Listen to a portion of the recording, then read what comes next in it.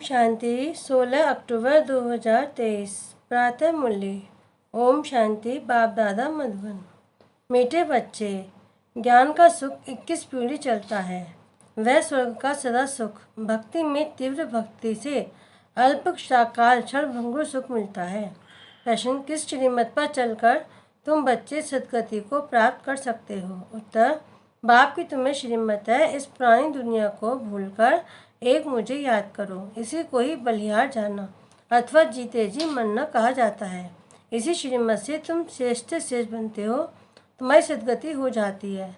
साकार मनुष्य की सदगति नहीं कर सकते, बाप ही सबका सदगति दाता है।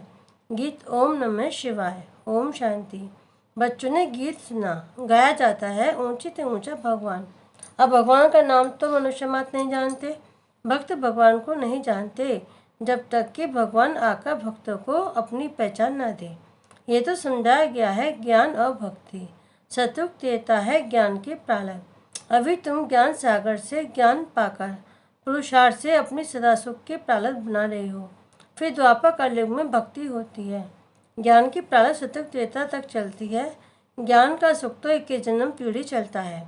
वह है स्वर्ग के सदा सुख, नरक का है अल्प का क्षणभंगुर सुख। बच्चों को समझाया जाता है सतयुग त्रेता ज्ञान मार्ग था, नई दुनिया नया भारत था, उसको स्वर्ग कहा जाता है। अभी तमोप्रधान भारत नरक हो गया है, अनेक प्रकार के दुख हैं। स्वर्ग में दुख का नाम निशान नहीं रहता। गुरु करने की दरकार ही नहीं, भक्तों का उद्धार भगवान को ही करना है। अभी कलयुग का अंत है, विनाश सामने खड़ा है। बाप आकर ब्रह्मा द्वारा ज्ञान देकर स्वर्ग की स्थापना करते हैं और शंकर द्वारा विनाश, विष्णु द्वारा पालना कराते हैं।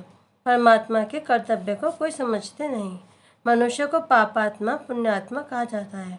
पाप परमात्मा, पुण्य परमात्मा नहीं कहा जाता।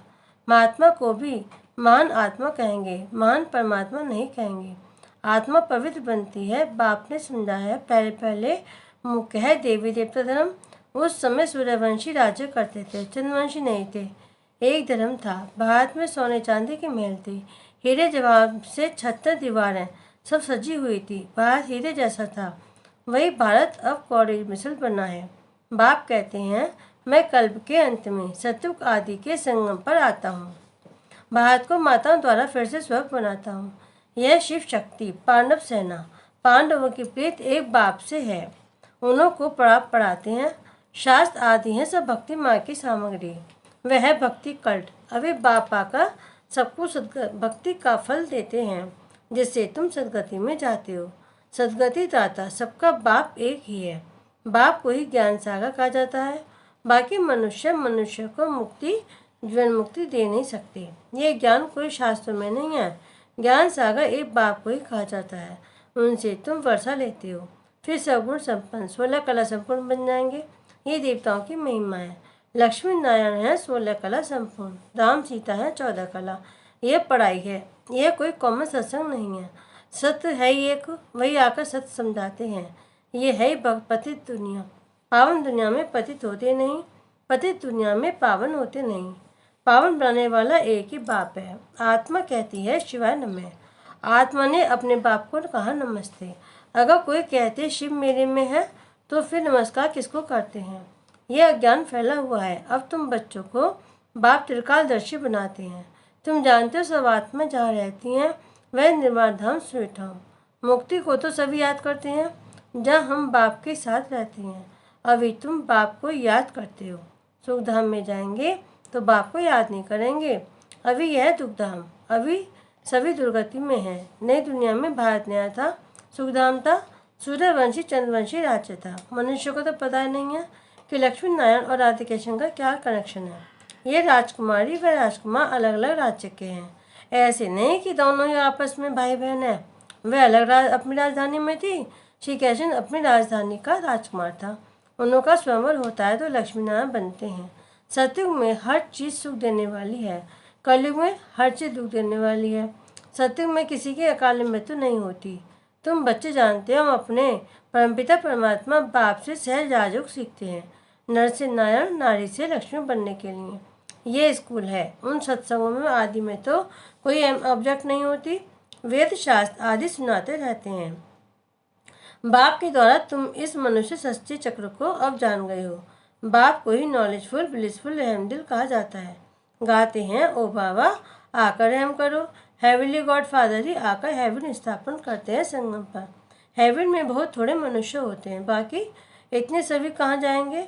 बाप सभी को मुक्तिधाम ले जाते हैं। स्वर्ग में से भारत था, फिर भी भारत ही रहेगा। भारत सचखंड यहाँ गाया हुआ है।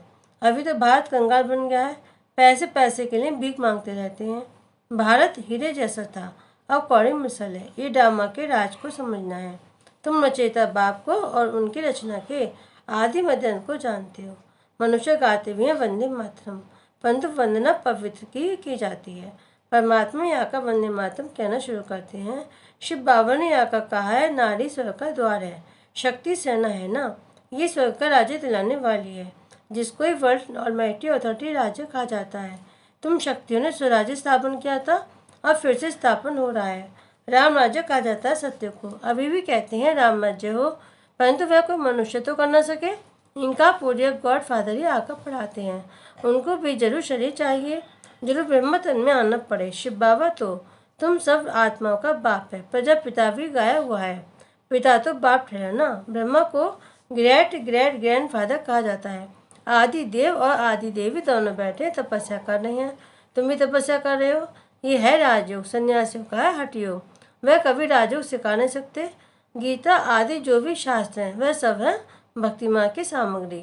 पढ़ते आए हैं परंतु धर्म प्रधान बन गए हैं। ये वही महाभारत लड़ाई है जिससे विनाश होना है। साइंस कोई वेदों में नहीं है, उनमें तो ज्ञान की बातें हैं। ये साइंस बुद्धि का चमत्कार है जो इन्वेंशन निकालते रहते हैं। विमान आदि बनाते हैं सुख के लिए, फिर पिछाड़ी में इनके द्वारा ही विनाश होता है। यह सुख का हुनर भारत में रह जाएगा, दुख का हुनर मारने आदि का खलास हो जाएगा। साइंस का अकल चला आता है। ये बॉम्ब आदि कल पहले भी बने थे। पति दुनिया का विनाश, फिर नई दुनिया की स्थापना होनी है। बाप कहते हैं, तुमने 84 जन्म पूरे किए हैं, अब इस देह का अहंकार छोड़ मुझ बाप को याद करो, तो याद की योग अग्नि से विक्रम विनाश होंगे। रावण ने तुमसे बहुत विक्रम कराए हैं। पावन बनने का तो एक ही उपाय है, तुम आत्मा हो ही। कहते भी हो मैं आत्मा, ऐसे नहीं कहेंगे मैं परमात्मा हूँ। कहते हो मेरी आत्मा को नाराज मत करो। आत्मा से परमात्मा कहना ये तो बहुत बड़ी भूल है। अवैध समप्रदान व्यभिचारी भक्ति, जो आया उनको बैठ पूछते हैं। अव्यभिचारी एक की याद को कहा जाता है। अब व्यभिचारी भक्ति का भी अंत होना है। बाप आकर बेहद का वर्षा देते हैं। सभी को सुख देने वाला एक बाप है, दूसरा उतना कोई। बाप कहते हैं, मुझ एक के साथ बुद्धि योग जोड़ने से ही अंतमति सुगति हो जाएगी। मैं हूँ ईश्वर का रचयिता। ये कांटों की दुनिया है, एक दो में लड़ते झगड़ते रहते हैं। अभी ये पुरानी दुनिया बदल रही है। ज्ञान अमृत का कलश माताओं पर रखते हैं। यह नॉलेज, परंतु विष के भेंट में अमृत कहा गया है। कहा भी जाता है अमृत छोड़ विष काय को खाएं। श्रीमत से तुम शेष बन देंगे। परमपिता परमात्मा का श्रीमत देते हैं। श्री कृष्ण भी श्रीमत से ऐसा बना है, ये समझने की बात है। इस पुरानी दुनिया को भूल एक बाप को याद करना है। बलियार भी अभी जाना होता है। इनको ही जीते जी मरना कहा जाता है। भक्ति माँ की बातें अलग हैं। वह भक्ति कल्ट, भक्ति के तो ढेर गुरु हैं, परंतु सदगति दाता एक ही निराकार परमपिता परमात्मा है। साका मनुष्य की सदगति कर नहीं सकते, सदा के लिए सुख दे नहीं सकते। सदा सुख देने वाला बाप है। यह पाठशाला है। एम ऑब्जेक्टिव बाप बतलाते हैं। कहते हैं तुमको स्वर्ग के सुख का वर्षम मिलेगा, बाकी सब मुक्तिधाम में चले जाएंगे। शांतिधाम, सुखधाम और यह दुखधाम, ये चक्र फिरता रहता है। इसको स्वदर्शन चक्र कहा जाता है। इस ड्रामा के चक्र से कोई छूट नहीं सकता है। बना बनाया अविनाशी पाठ है हर एक का। बाप तुमको पढ़ाकर मनुष्य से देवता बना रहे हैं। फिर जितना जो पढ़ेंगे तो कोई राजा बनेंगे और कोई प्रजा बनेंगे। सूर्यवंशी डिनास्टी है ना। सतयुग में सूर्यवंशी थे तो और कोई नहीं थे। भारत खंड ही ऊंचते ऊंच सचखंड था, अब झूठ खंड बना है। इसको रौरव नरक भी कहा जाता है। पैसे के लिए कितनी मारामारी होती है। वहाँ तो कोई अपराध वस्तु नहीं रहती जिसकी प्राप्ति के लिए कोई पाप करना पड़े। बाप ही भ्रष्टाचारी दुनिया को शिष्टाचारी बना रहे हैं। इन माताओं द्वारा इन्हों को बाप वंदे मातरम कहते हैं। सन्यासी नहीं कहते वंदे मातरम, उनका है हाथ का संन्यास। यह है बेहद का संन्यास। सारी दुनिया का बुद्धि से संन्यास करना है। शांतिधाम सुखधाम को याद करना है, दुखधाम को भूल जाना है। बाप का ही फरमान है, बाप आत्मा को समझाते हैं, तुम इन कानों से सुनते हो। शिव बाबा इन आगस द्वारा तुमको समझाते हैं। वह ज्ञान सागर, यह कोई साधु संत या महात्मा नहीं है। अच्छा, मीठे मीठे सिकिलदे बच्चों प्रति माता पिता बाप दादा का याद प्यार और गुड मॉर्निंग। रूहानी बाप के रूहानी बच्चों को नमस्ते। हम रूहानी बच्चों के रूहानी बाप दादा को याद प्यार, गुड मॉर्निंग और नमस्ते नमस्ते नमस्ते। ओम शांति। धारणा के लिए मुख्य सार। नंबर 1, बाप पर पूरा बलिहार जानना है। देह का अहंकार छोड़ योग अग्नि से विक्रम विनाश करने हैं। नंबर 2, एम ऑब्जेक्ट को बुद्धि में रखकर पढ़ाई करनी है। बने बनाए ड्रामों को बुद्धि में रखकर सुदर्शन चक्रधारी बनना है। वरदान, सदा उमंग उत्साह के पंखों द्वारा उड़ती कला में उड़ने वाली श्रेष्ठ आत्मा भाव।